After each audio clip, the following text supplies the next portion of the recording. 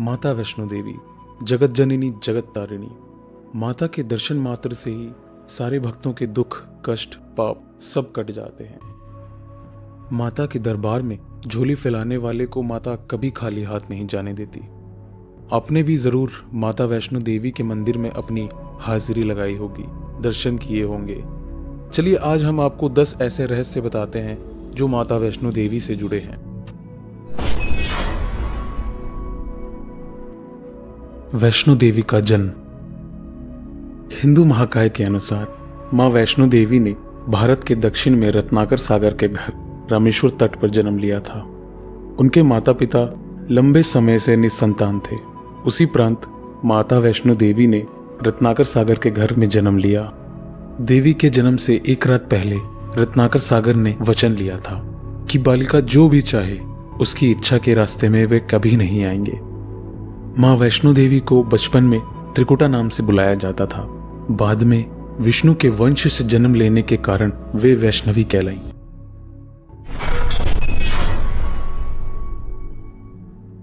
त्रिकुटा और रामेश्वर। रत्नाकर सागर की पुत्री देवी त्रिकुटा को जब 9 वर्ष की उम्र में पता चला कि भगवान विष्णु ने राम के रूप में जन्म लिया है, तब देवी त्रिकुटा ने राम को पति रूप में पाने के लिए तपस्या शुरू कर दी। सीता हरण के बाद जब राम और त्रिकुटा की पहली मुलाकात हुई, तब देवी त्रिकुटा ने राम को पति रूप में पाने की इच्छा प्रकट की। तब भगवान राम ने त्रिकुटा को कहा, मैंने इस अवतार में एक पत्नी व्रत रहने का वचन लिया है। मेरा विवाह सीता से हो चुका है, इसीलिए मैं आपसे विवाह नहीं कर सकता। देवी त्रिकुटा ने जब बहुत विनय किया, तब भगवान राम ने कहा कि लंका से लौटते समय जब मैं आपके पास आऊंगा, तब अगर आपने मुझे पहचान लिया तो मैं आपसे विवाह कर लूंगा। श्री राम अपना वचन निभाने के लिए लंका से लौटकर त्रिकुटा के पास आए, लेकिन भगवान राम की माया के कारण त्रिकुटा उन्हें पहचान न सकी। त्रिकुटा के दुख को दूर करने के लिए श्री राम ने कहा कि देवी, आप त्रिकुटा पर्वत पर स्थित गुफा में जाकर मेरी प्रतीक्षा कीजिए। कलयुग में जब मेरा अवतार होगा तब मैं आपसे विवाह कर लूंगा। तब तक महावीर हनुमान आपकी सेवा में रहेंगे। इसी प्रकार भगवान राम के आदेश के अनुसार आज भी वैष्णो माता प्रतीक्षा कर रही हैं और अपने दरबार में आने वाले भक्तों के दुख दूर कर उनकी झोली भर रही हैं।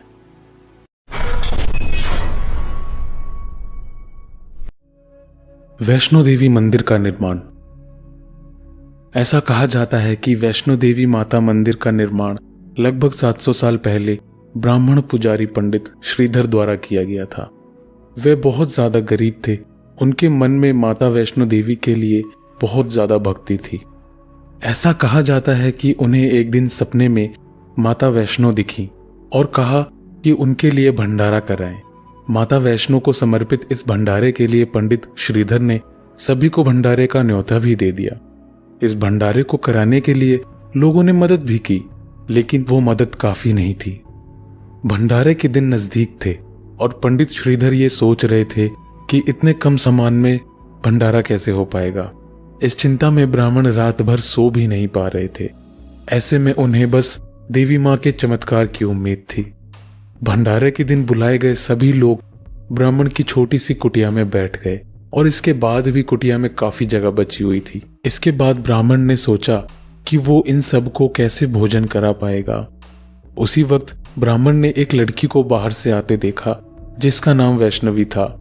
भंडारे के बाद जब ब्राह्मण ने कन्या रूप में आई माता वैष्णवी से मिलना चाहा, तब वो गायब हो चुकी थी।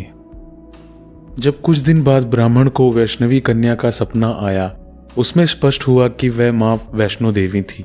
कन्या के रूप में आई माता वैष्णो ने ब्राह्मण को सनसनी गुफा के बारे में बताया।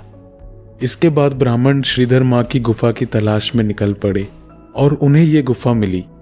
तब उन्होंने ये तय कर लिया कि वह अपना सारा जीवन मां की सेवा करेंगे और इसी तरह ब्राह्मण श्रीधर द्वारा मां वैष्णो देवी मंदिर का निर्माण हुआ।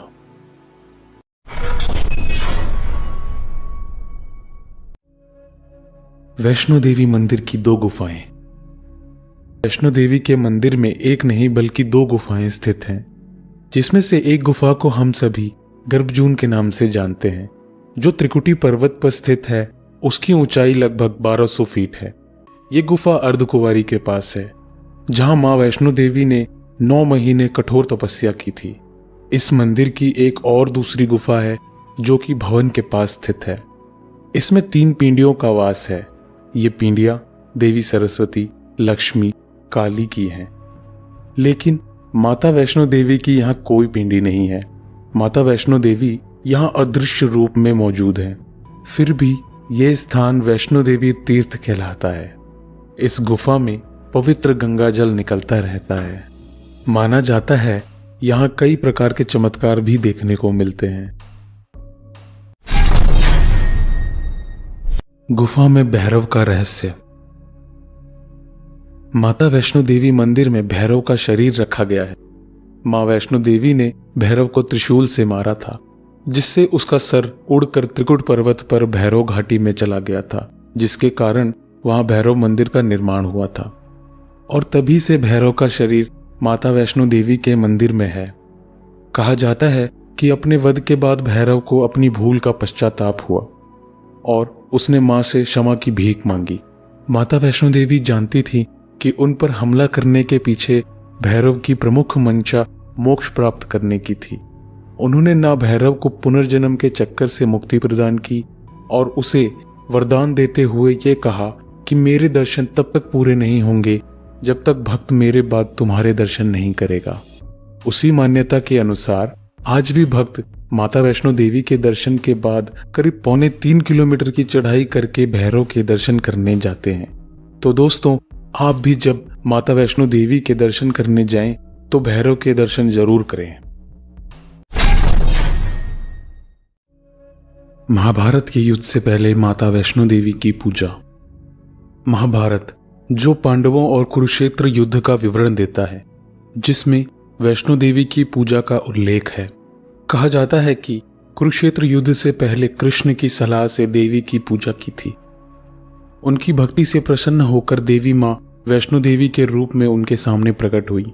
जब देवी प्रकट हुई तो अर्जुन ने एक स्तोत्र के साथ उनकी स्तुति करना शुरू कर दिया।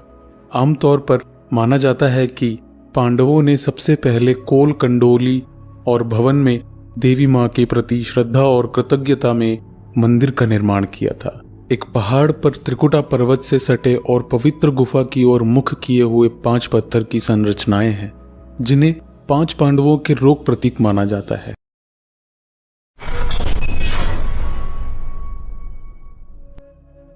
गुरु गोविंद सिंह द्वारा किया गया वैष्णो देवी का दौरा। यह दर्ज किया गया है कि गुरु गोविंद सिंह ने माता वैष्णो देवी की मंदिर का दौरा किया था। जब वे पूरा मंडल की यात्रा कर रहे थे, यह देवी मां के मंदिर में जाने वाले किसी ऐतिहासिक व्यक्ति का सबसे पहला अभिलेख था। और यह भी माना जाता है कि स्वामी विवेकानंद जैसे कई प्रमुख संतों ने मंदिर का दौरा किया है।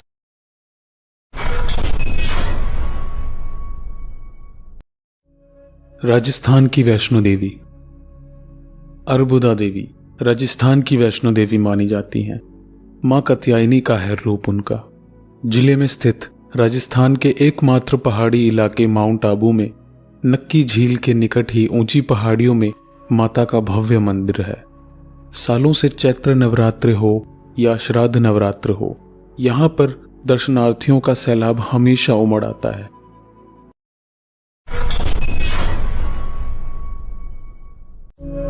माता वैष्णो देवी मंदिर का रास्ता। बताया जाता है कि माता के दर्शन के लिए जिस रास्ते का इस्तेमाल किया जाता है वह असल में एक प्राकृतिक रास्ता नहीं है, बल्कि यहाँ आने वाले श्रद्धालुओं की बढ़ती संख्या देखते हुए 1977 में इस रास्ते का निर्माण करवाया गया था। तब से लेकर आज भी इसी रास्ते से गुजरकर मां के भक्त उनके दर्शन को जाते हैं। और आजकल की तकनीकी व्यवस्थाओं की वजह से आप लोग हेलीकॉप्टर जैसी सेवाओं का भी आनंद ले सकते।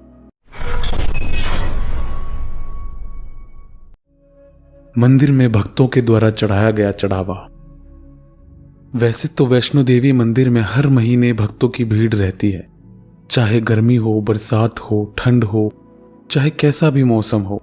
भक्तों की भीड़ माता के दर्शन के लिए हमेशा रहती है। लेकिन नवरात्र शुरू होते ही मंदिर में भक्तों की भीड़ 10 गुना बढ़ जाती है। माता वैष्णो देवी के दर्शन के लिए भक्त दूर दूर से आते हैं और नवरात्र में वैष्णो देवी मंदिर की रौनक कुछ ज्यादा ही बढ़ जाती है। भक्तों द्वारा प्रसाद का दान आदि चढ़ाया जाता है। लेकिन आज हम आपको बताते हैं कि आखिर माता वैष्णो मंदिर में हर वर्ष लगभग भक्तों द्वारा कितना चढ़ावा चढ़ाया जाता है। माता वैष्णो देवी का मंदिर 5वां सबसे अमीर मंदिर है, जहां हर वर्ष लगभग 500 करोड़ की राशि भक्तों द्वारा चढ़ाई जाती है। अब आप अंदाजा लगा सकते हैं कि इस मंदिर का देश में ही नहीं पूरे विश्व में क्या महत्व है। तो दोस्तों, आइए मिलकर बोलते हैं जय माता दी।